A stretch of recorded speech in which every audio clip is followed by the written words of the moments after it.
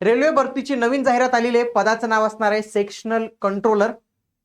Form सुटलेले आहेत. एकच परीक्षा द्यायची. तुमची डायरेक्ट थेट निवड जी आहे तर ती होणार आहे. याविषयी संपूर्ण माहिती मी सांगणार आहे, म्हणून तुम्ही हा व्हिडिओ जो आहे तर तो शेवटपर्यंत पूर्ण बघायचा आहे.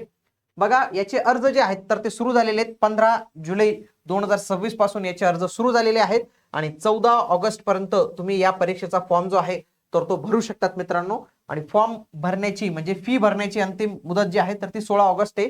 त्याच्यानंतर तुम्ही अर्जात बदल वगैरे करू शकतात. म्हणजे आपल्याला 1 महिना जो आहे तर तो त्यांनी इथं दिलेला आहे फॉर्म भरण्यासाठी. आता फॉर्मची मुदत जी आहे तर ती सुरू झालेली आहे.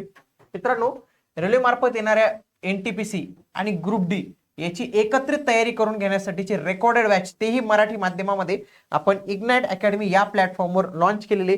तुम्ही जर एनटीपीसी ग्रुप डी ची तयारी करत असाल तर तुम्ही ही बॅच नक्की जॉईन केली पाहिजे. बघा, रिक्त जागा जर पाहिल्या, याला रिक्त जागा कमी येतात कारण की ही एकच परीक्षा आहे. फक्त 119 जागा आपल्याला इथं पाहायला मिळतात. पगार चांगला आहे कारण की 35,400 हे त्याचं बेसिक पे.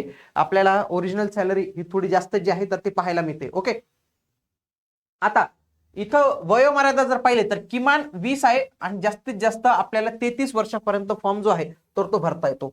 किमान याच्यासाठी आहे की 1/7/2026 ही कट ऑफ डेट आहे मित्रांनो. कट ऑफ डेट आहे. सगळं कॅल्क्युलेशन याच डेटला जे आहे तर तो तुमचं होणार आहे. सोबत जर ओपन मधला असेल, ईडब्ल्यूएस मधला असेल तर तो वयाच्या 33व्या वर्षापर्यंत फॉर्म भरू शकतो. म्हणजे ज्या उमेदवाराचा जन्म 2/7/1993 नंतर झालेला आहे तोच फॉर्म भरू शकतो. त्याच्या आधीवाला फॉर्म भरू शकत नाही. हाच ओबीसी नॉन क्रिमिलेअर वाला असेल तर तो 2/7/1990 नंतरचा उमेदवार फॉर्म भरू शकतो, त्याचा आधीचा भरू शकत नाही.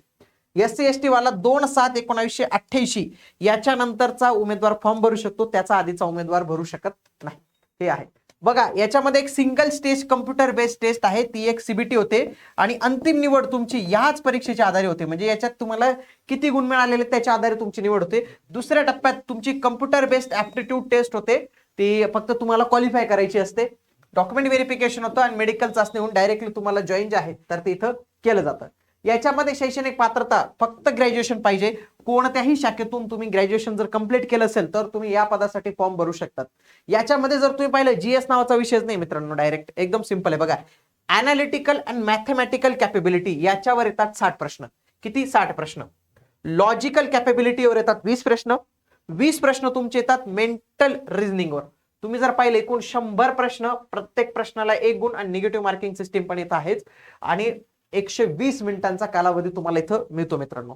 तुम्ही जर इथं सिलेबस पाहिला, बघा, हा मॅथमॅटिक्सचा सिलेबस आहे, हा डेटा अनालिसिस अँड इंटरप्रिटेशन याचा सिलेबस आहे. त्याच्यानंतर हा लॉजिकल रिझनिंग आहे, रिडिंग कॉम्प्रिहेन्शन आहे. बघा, याच्यामध्येच बघा रिडिंग कॉम्प्रिहेन्शन मध्ये वेगवेगळे सब्जेक्टवर तुम्हाला पॅसेज जे आहेत तर ते येतील. पुढे मेंटल रिझनिंग तुम्ही जर पाहिलं तर जीएस जीकेचा खेळच नाही मित्रांनो. सर्वपणे ज्याचं मॅथ रिझनिंग स्ट्रॉंग आहे ना त्यांनी हा फॉर्म नक्की भरावा, कारण की त्याला जास्त अभ्यास करायची पण गरज पडणार नाही. बघा, जनरल आणि ओबीसी कॅन्डिडेटसाठी परीक्षा शुल्क हे 100 रुपये आहे, परंतु त्यांना भरावं लागतं 500 रुपये. 500 रुपये का? कारण की जर तुम्ही परीक्षेला गेले तर तुमचे हे 400 रुपये परत होतात, रिफंड होतात. एससी एसटी ला तर मोफतच आहे. एससी एसटी दिव्यांग वुमन फक्त यांना 250 रुपये भरावे लागतात आणि यांचे 250 रुपये परत मिळतात. ओके, पुढे याच्यामध्ये लक्षात घ्या की तुमचं जे वेतन आहे ते 35,400 आहे. याच्यामध्ये जर ग्रॉस सॅलरी इन हँड पाहिलं तर 60,000च्या प्लस पुढे येते. आता जे नाईट ड्युटी पण आहे, याला नाईट ड्युटी केली तर तुम्हाला चांगलंच पॅकेज जे आहे तर ते इथे येणार आहे. आता याचं काम काय नेमकं काय असतं मित्रांनो या सेक्शन कंट्रोलरचं? तर पहिले तर ट्रेन रेग्युलेशन. रेल्वेवर नियंत्रण ठेवावं लागतं कारण की वेळेवर तुम्हाला गाड्या सोडायच्या असतात, जाऊ द्यायच्या असतात. त्याच्यानंतर कोऑर्डिनेशन ठेवावं लागतं कोणाकोणामध्ये. बघा, स्टेशन मास्टर, ड्रायव्हर आणि सिग्नल ऑपरेटर यांच्यासोबत तुम्हाला नेहमी कम्युनिकेशन मध्ये राहावं लागतं.